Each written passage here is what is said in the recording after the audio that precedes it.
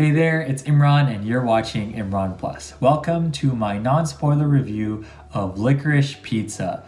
This review is part of my Best Picture nominated review series where I watch all of the films nominated for Best Picture at the Oscars. You can check out my full playlist with all of my reviews linked above or linked in the description box below.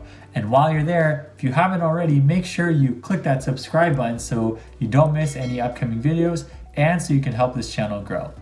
Alright, let's get started. Licorice Pizza is about Alana Kane, a 25-year-old photography assistant, and Gary Valentine, a 15-year-old actor that run around and fall in love in California's San Fernando Valley in the 1970s. And right off the bat, the most obvious point of discussion is the age difference between the main characters. Alana is 25 years old and Gary is 15 years old, and that is made very clear and mentioned many times in the film. So I know it's intentional and meant to be confusing and challenging for the audience because this relationship is clearly wrong and clearly toxic at times, but the film is draped in such a warm and nostalgic glow. It's supposed to be confusing for the audience, but it didn't work for me, and it's probably not supposed to work for anybody. To be fair, I think that might be the point of the whole movie. But considering all of the other things that don't work in this film, for me, it's not great for this to be the star on that tree of things that don't work. I don't even think the commentary or what is trying to be said is as strong as other people might feel. Another point that some of you might have heard of is the racist scenes towards two Japanese characters. And again, these two scenes are intentional and meant to be uncomfortable and wrong in the context of the film. However, I just wonder how many people laughed at the scene because it's played for laughs rather than understand maybe what Paul Thomas Anderson is trying to say with it. I wonder if most people read that as a display of racism and something that was wrong, or if most people just laughed at it because they thought it was funny. I didn't find it funny. I get what the purpose of it was. I know people on Twitter like to explain and argue that this is all intentional, and I understand what the film is trying to do, but I just wasn't amused by it. I wasn't amused by that, and I'm not amused by the age difference. I don't really vibe with it, I guess, and maybe that's because I wasn't nostalgic. Film has that nostalgic glow that many coming of age movies do, but I didn't live in the 70s, and so I couldn't relate to any of that stuff. And so I think maybe some of the people that do really love this movie can relate to that kind of stuff, and I can see then why this film connects more. But this film also really wasn't that funny to me. I know it's supposed to be a comedy, but there are some scenes that were amusing in my head, but I never really smiled or laughed during the movie, even though this is supposed to be a comedic coming-of-age film. And personally, I prefer a movie like Booksmart to this film. And I know that will offend some people who really love this movie and who are a fan of Paul Thomas Anderson's work here.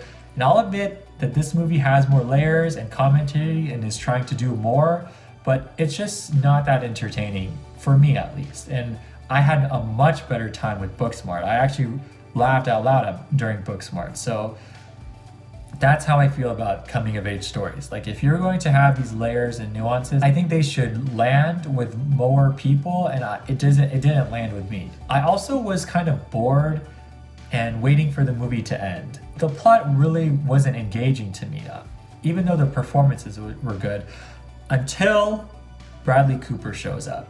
I will say Bradley Cooper is the best part of this movie and the funniest part. His character rejuvenated the film for me, and from that point on, I did find myself enjoying the movie more than the first half. So I think Bradley Cooper is the saving grace of this movie, if anything. Now, if you like Paul Thomas Anderson, I'm sure then you will like this film. It has his fingerprints all over it and is definitely a well-made film. The camera flows naturally, as if we are simply following it as it wanders around and follows the lives of these people as they take their twists and turns. And I didn't think ever that the filmmaking was bad while I was watching the movie per se. I just wasn't that into it for a large part of the movie. I really wasn't engaged, and like I said, I kind of was bored. I will give credit to the cast though. Alana Haim is actually really good here. She is asked to steal the movie away from Cooper Hoffman from a plot standpoint halfway through the movie, and she does it very well. She holds her own and delivers a good performance even though I'm not on board with the character. And yes, maybe that's the point, but not for me. Cooper Hoffman is also really good in this film. He's the son of the late Philip Seymour Hoffman, and he is so smooth and confident as a teenager that I kept forgetting that he was a teenager because the character was acting like such an adult in so many of the scenes. And so I guess Gary is supposed to be more mature for his age and Alana more immature, that she's hanging around with a bunch of kids. But I still don't think that's right, and the film doesn't really do enough to kind of paint that as being bad, you know? As for the rest of the cast, they are all kind of like side supporting characters that have moments in the film that are spread out, but the characters don't really return that much, and so I don't really have much to say on the rest of the cast, except for Bradley Cooper. Like I said, he steals the spotlight and was my favorite part of this film. I loved his performance here. This and Nightmare Alley really showcase his range, and I'm a Bradley Cooper fan now. I really liked his performance here, actually. That was so funny. So with all that said, what are this film's Oscars chances? It's nominated for Best Picture, but I do not see this winning Best Picture. And I also don't think it should win Best Picture. There are much stronger films out there, in my opinion, and I wouldn't want to see this win Best Picture, to be honest. But it could win Original Screenplay. It has won in this category at other awards, so I see it getting it here because it definitely won't get Directing or Best Picture. And I guess I'd be okay with it winning Original Screenplay. But I'm not really that much of a fan of this movie, so I have other choices that I would give each of the awards to. Like I said, Directing, Paul Thomas Anderson is nominated, but there's no way that he's going to win this. This is Jane Campion's award, and so sorry to all the other directors. So overall, if you like Paul Thomas Anderson, then check this out because you probably will appreciate what he's trying to do here and what he's trying to say here.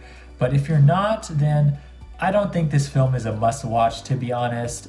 It didn't leave much of an impression on me, and I can't see myself returning to it, and I can't see myself recommending it. So those are my thoughts. Did you like Licorice Pizza?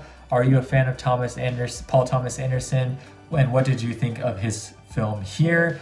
Be nice. I respect the film from a filmmaking standpoint, but I just didn't like it otherwise. So let me know what your thoughts were. Thank you so much for watching. I hope you had a great time. Lots more videos coming soon. But in the meantime, make sure you like this video and subscribe. Click the bell icon so you don't miss any upcoming videos. And don't forget to share this video with your friends and fellow movie enthusiasts. I'll see you in the next one. Bye.